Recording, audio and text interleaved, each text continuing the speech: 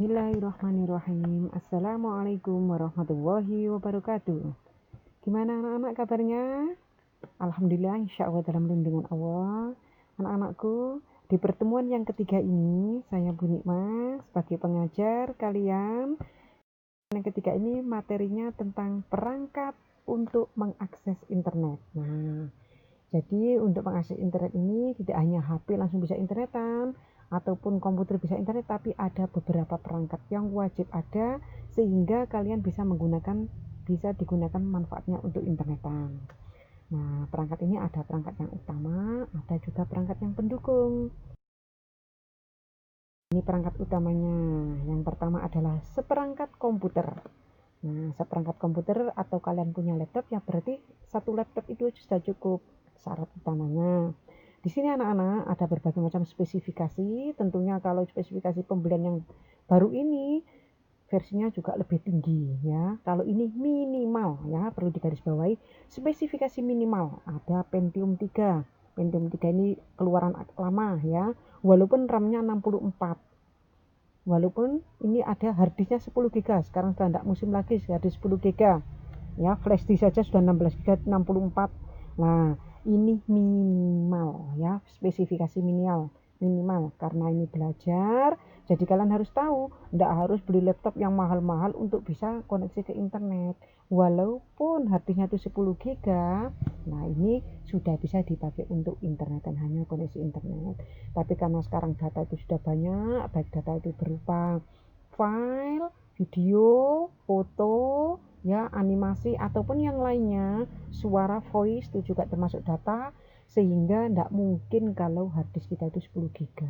Untuk Pentium untuk diinstal misalnya menggunakan Windows 10 ya, terus terang aja tidak bisa. Jangankan Windows 10, Windows yang XP aja kalau harddisknya 10 GB ya tidak mampu, tapi ini minimal. Jadi kemungkinan operating sistemnya itu masih operating sistem yang awam ya, awal keluaran.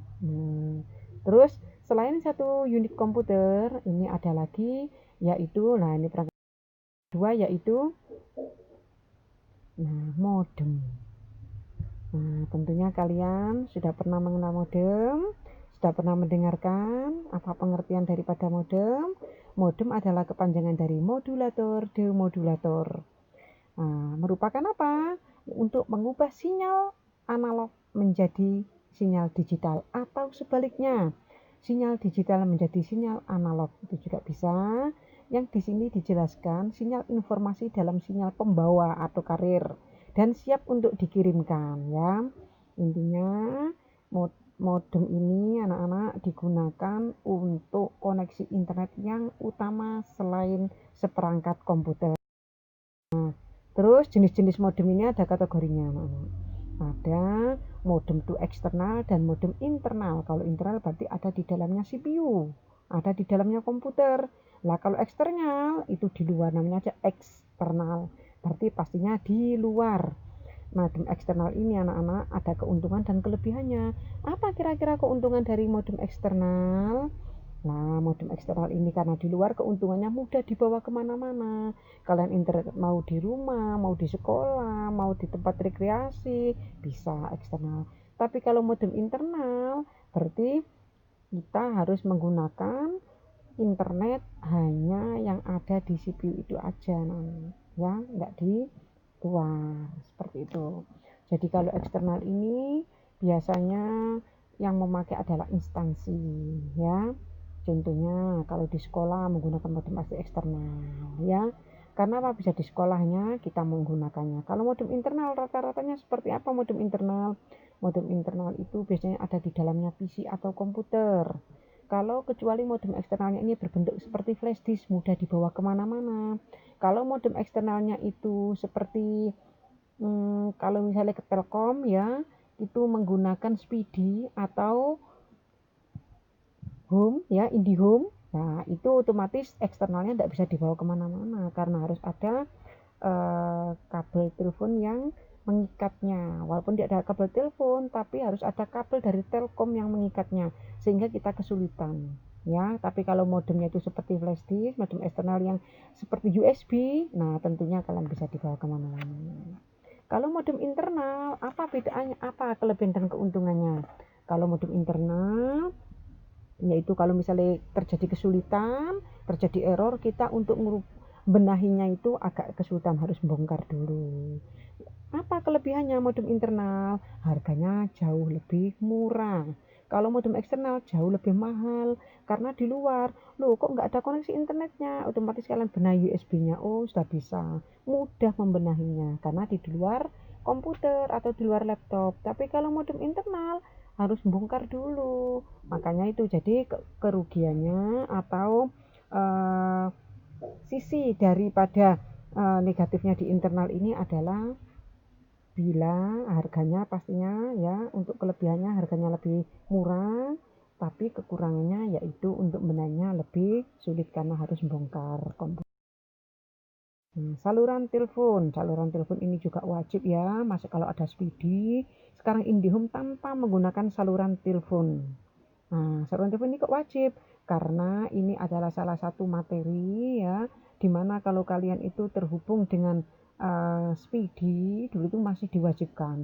Sebelum ada Speedy, sebelum ada IndiHome, ya kita menggunakan kabel telepon itu anak-anak untuk internetannya ya.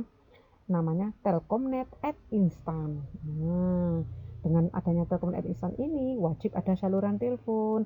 Kalau sekarang ini tidak perlu ada saluran telepon, sudah bisa digunakan ya. Yaitu perangkat keras internet untuk pendukungnya. Apa saja pendukungnya? Selain tadi komputer, modem, saluran telepon. Nah, yang pertama adalah hub atau switch. Kalian lihat nggak yang di lab itu? Ya, yang terhubung dari semua PC, ada kabel yang menjalar itu ke satu titik, yaitu namanya hub atau switch. Selain hub, repeater merupakan seperangkat yang digunakan untuk menerima sinyal dan memancarkan kembali sinyal tersebut dengan kekuatan yang sama. Jadi kalian tidak usah aduh kok sinyalnya hilang. Nah, itu menggunakan alat yang disebut dengan repeater ini akan yang difungsikan untuk menerima sinyal untuk memancarkan kembali sehingga sinyalnya lebih kuat. Terus ada lagi yaitu bright. Nah, ini sebuah komponen jaringan yang digunakan untuk memperluas jaringan dan membuat sebuah segmen jaringan. Misalnya di lab komputer sudah ada, oh di ruang guru juga ada, di ruang kepala sekolah sama TU juga ada lah, dijaringkan ke semua bidang atau semua ruang, sehingga itu membutuhkan alat yang namanya. Yang keempat yaitu router. Apa router? Penghubung antara dua atau lebih jaringan untuk meneruskan data dari satu jaringan ke jaringan lainnya. Nah, ini misalnya antara switch di lab 1 sama switch di lab komputer 2. Nah, itu membutuhkan alat yang namanya router. Nah, sekarang anak-anak jangan lupa ya, biar dapat nilai semuanya. Soalnya yang pertama yaitu sebutkan dan jelaskan perangkat utama internet. Nah, tadi disebutkan semua sama dijelaskan. Yang kedua, sebutkan dan jelaskan perangkat pendukung internet ya. Jadi kalian harus menyebutkan dan menjelaskan perangkat pendukung internet. Sekian anak-anak. Saya akhiri dulu. Wassalamualaikum warahmatullahi wabarakatuh.